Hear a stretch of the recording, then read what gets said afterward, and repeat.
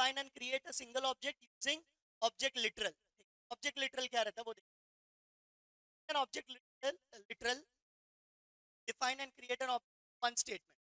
Object literal अगर हम लोग तो ऑब्जेक्ट क्रिएट करना और डिफाइन करना एक ही स्टेटमेंट में करते वो करेगा। जैसे इसका एग्जांपल दिया हुआ है, क्या एग्जांपल दिया हुआ है?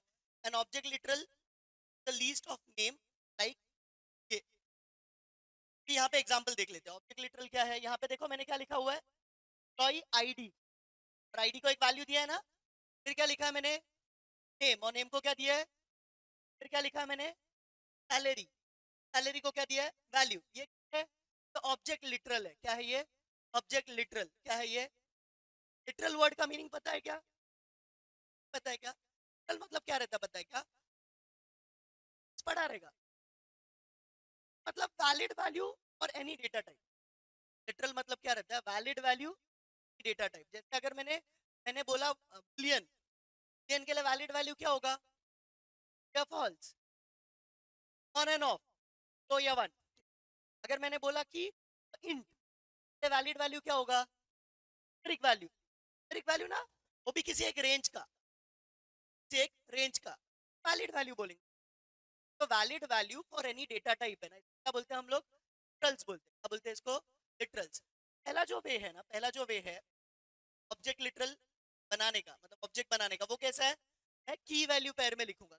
तो मैं की वैल्यू पेयर, मेरा की हो गया, ये मेरा वैल्यू हो गया, मेरा की हो गया, मेरा वैल्यू हो गया, मेरा की हो गया, ये मेरा वैल्यू हो गया। ये पूरा का पूरा एक क्या बन गया, ये पूरा का पूरा एक क्या बन गया, ऑब्जेक्ट बन गया। क्या बन गया ये पूरा का पूरा, वैल्यू किसके अंदर स्टोर होगा, ईएमपी के अंदर। इसके अंदर स्टोर होगा। मुझे क्या चाहिए, मुझे ईएमपी का आईडी चाहिए, तो मैं क्या लिखूंगा, ईएमपी का आईडी है ना, ईएमपी का आईडी है, तो कैसे मिलेगा, ईएमपी डॉट आईडी।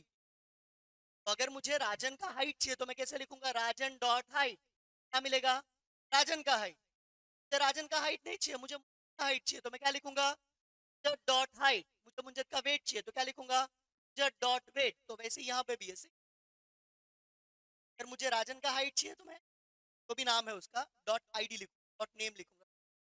सबसे पहले हम लोग क्या लिखेंगे यहाँ पे, HTML। क्या लिखेंगे हम लोग, टैब दबाएंगे पूरा कोड आ जाएगा। फिर क्या लिखेंगे यहाँ पे, कौन सा टैग लिखेंगे, स्क्रिप्ट टैग। स्क्रिप्ट टैग के अंदर क्या करेंगे, मुझे अभी पहला वे ट्राई करना है। पहला वे क्या था, पहला वे क्या था, वाला नहीं, उसके पहले वाला देखते हैं। डायरेक्ट ऑब्जेक्ट बनाने का कैसे बनाते हैं, उसमें कैसे, क्या लिखूं यहाँ पे, EMP equals to curly bracket में, कर्ली ब्रैकेट में क्या लिखूं, आईडी कोलन 1। फिर उसके बाद में नेम, नहीं आईडी न्यूमेरिक वैल्यू है ना, डबल कोट्स में चाहिए क्या, न्यूमेरिक वैल्यू डबल कोट्स में नहीं चाहिए, स्ट्रिंग वैल्यू डबल कोट्स में चाहिए, स्ट्रिंग वैल्यू डबल कोट्स में चाहिए। नेम कोलन, क्या लिखेंगे, नेम, जो भी नाम चाहिए अपने को। फिर उसके बाद में comma, comma salary, salary, salary में क्या डालेंगे, कुछ तो सैलरी डाल देते हैं, दिन का सैलरी है ये अपना। आगे आगे बढ़ते, अभी ये हम लोग ने क्या किया, ये हम लोग ने क्या किया, ये हम लोग ने क्या किया, एम्प्लॉय करके ऑब्जेक्ट बनाया, उसके अंदर तीन तीन की वैल्यू पेयर में वैल्यूज डाले, एक आईडी डाला, एक सैलरी डाला, एक नाम डाला।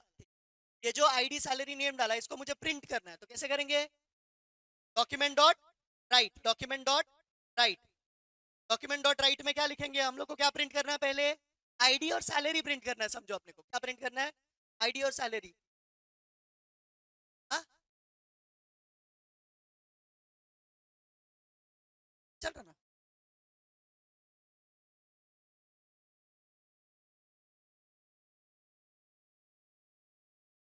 लगाने की जरूरत,